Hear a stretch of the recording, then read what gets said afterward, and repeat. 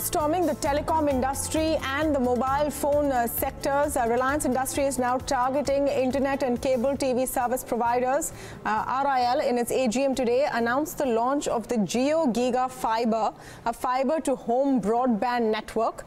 The new offering will give users access to Wi-Fi, voice calls over internet and TV services over a set-top box. Mukesh Ambani has not offered price details, but analysts do say that the new offering could be a huge disruptor.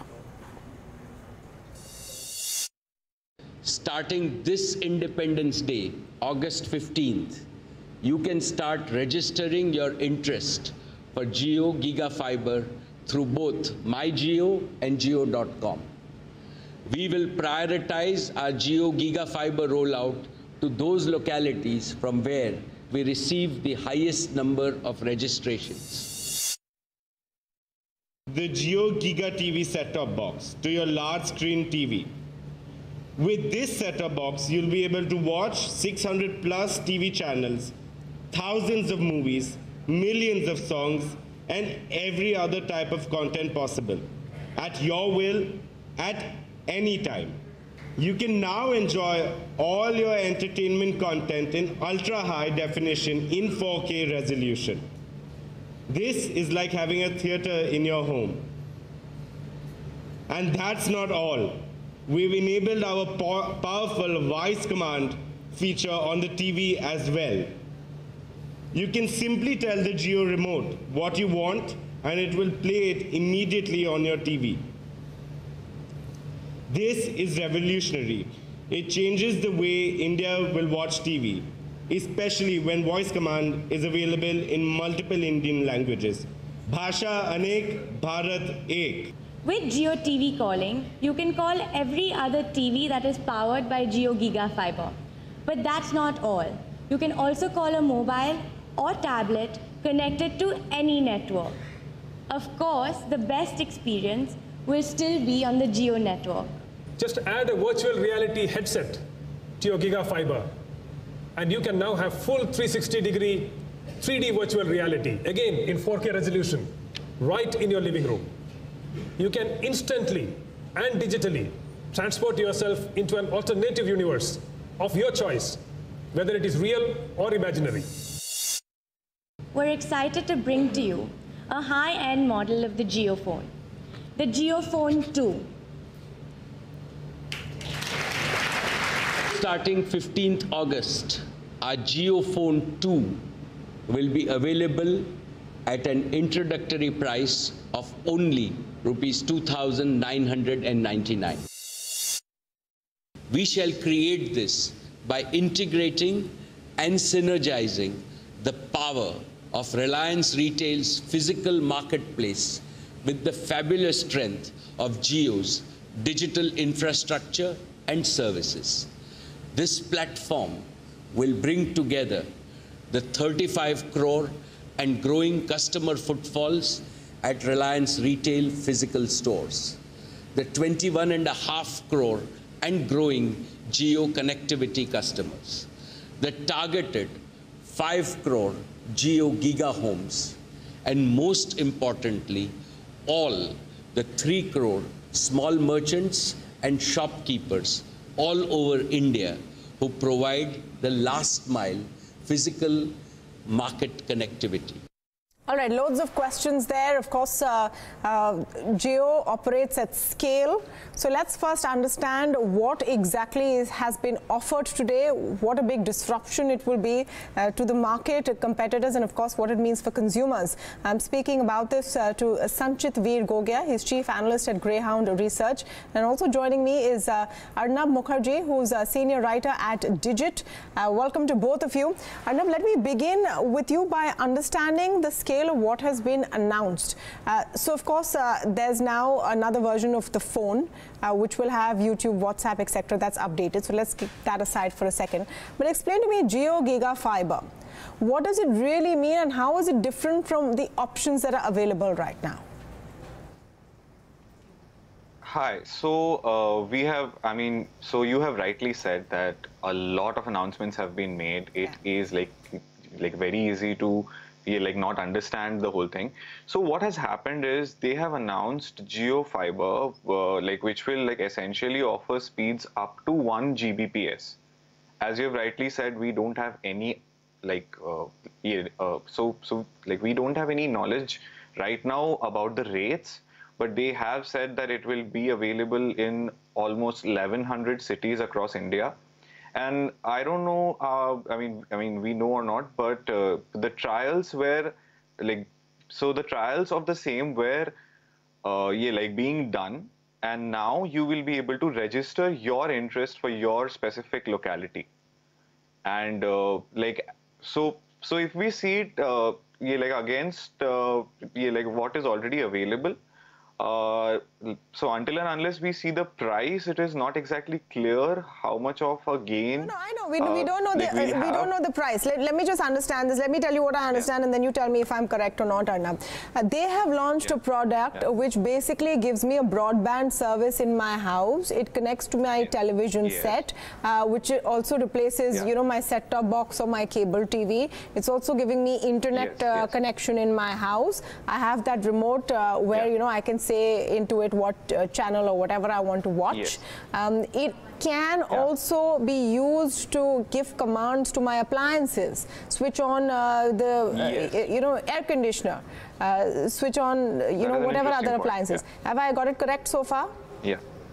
Yes, absolutely. And that itself, I think, is the very interesting part, is that they are going after the entire whole ecosystem. So as of now, if you see, there is no single entire broad ecosystem to link everything you just said, the TV, the phone, your appliances and everything.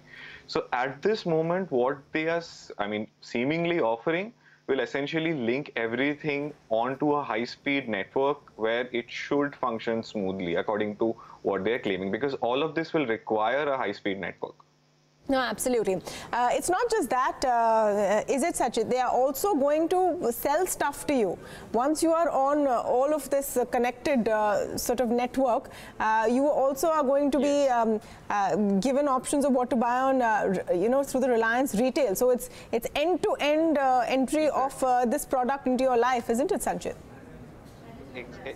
That's right, Tamanna. So what they're actually going after is the entire broad spectrum, be it content, be it commerce. You want to buy grocery, you want to buy your next mobile phone, you want to buy, let's say, a new gadget. They really want to be part of your lifestyle, really. So let's step back a little bit. You know, today's been a very tremendous day for Reliance. There's been a lot of hype. There's been a lot of news all across us. But if you ask me as an analyst, you know, who's been tracking the industry for the last 15 odd years, I'm cautiously optimistic. Those are two words that ring in my head right now for the last 24 hours, really. I'm cautiously optimistic about what happened today. While there is great intent to be a new technology company, a new data company, the idea is to disrupt, and maybe they will as well. But the idea is that, you know, in real life, challenges work very differently. Consumers react very differently to new services. So money and might alone actually does not work in the digital world. You know, if we look at a glimpse of how Google has suffered, or let's say Microsoft has suffered in the devices, their journey, it's a clear understanding as to how just because you have the might, you might have the money, it's just not enough to actually win in this game of digital today. Okay, let's look at who they're going to be impacting in terms of alternate service providers, who they will be replacing basically. And let me come to Sanchit with that. What springs first to mind is, of course, your DTH services and your cable services. They're trying to replace that. But who all do they impact across that ecosystem?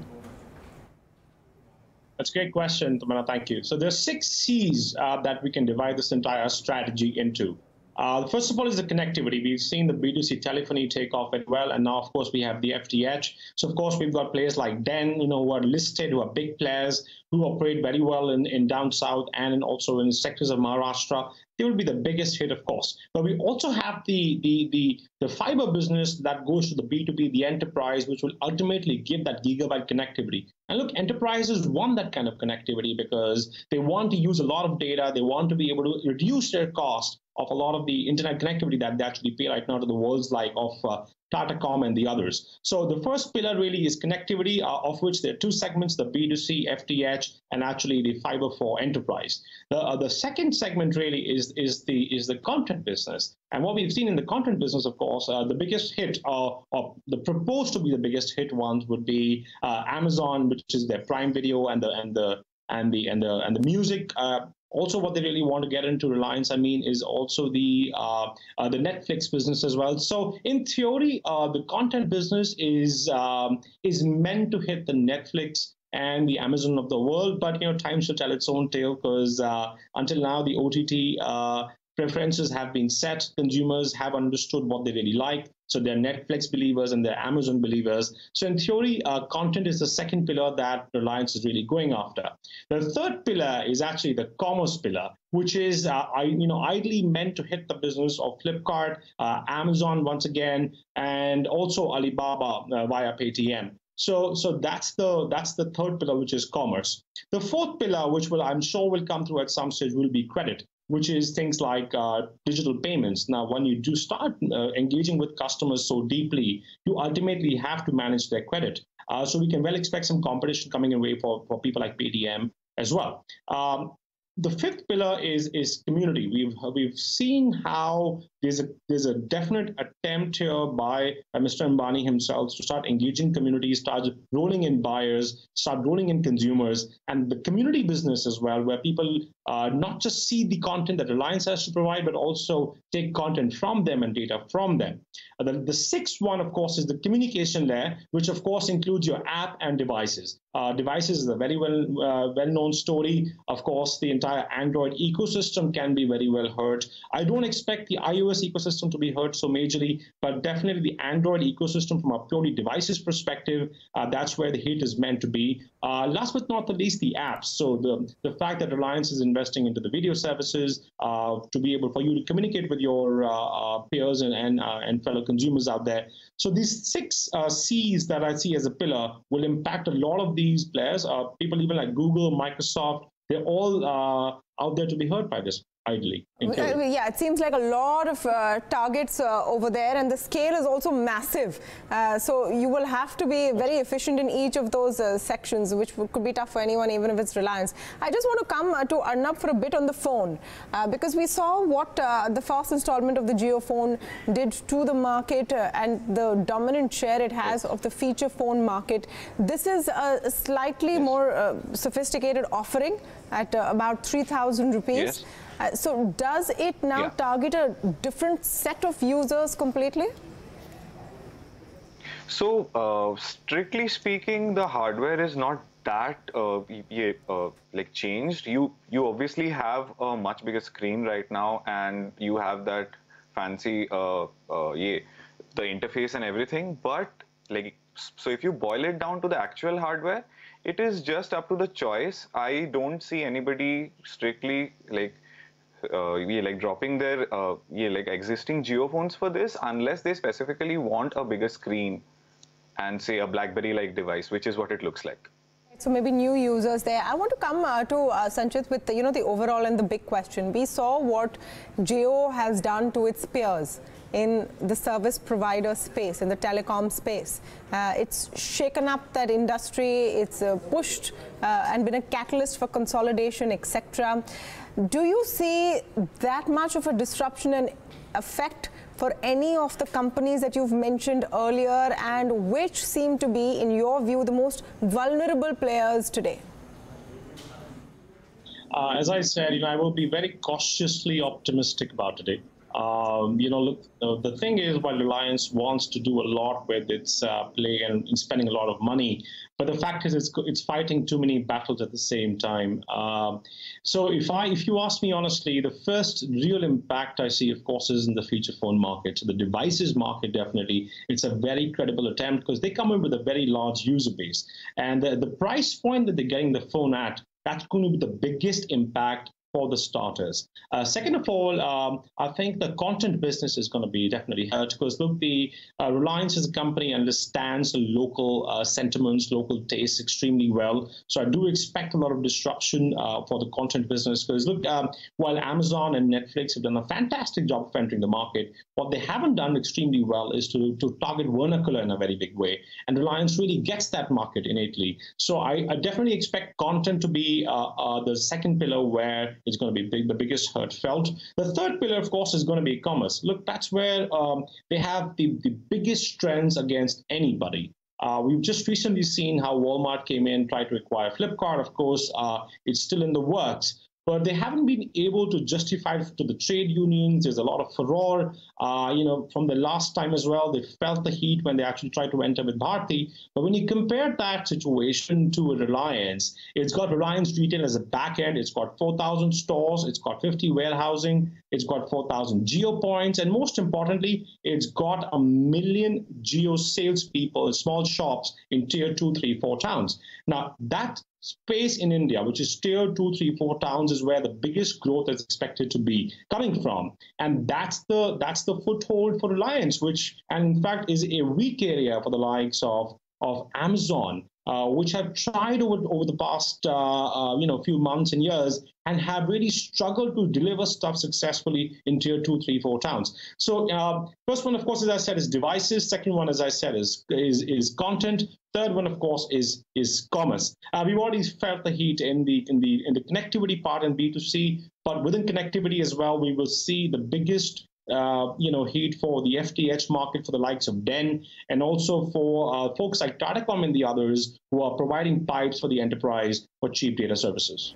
All right, thank you so much for breaking that down for us, both Sanchit and Arnab Mukherjee, who explained to us what exactly was announced today at the RIL AGM, the huge plans for the second version of the Jio phone, of course, the Jio Giga system, which has been announced. It's a huge, ambitious plan.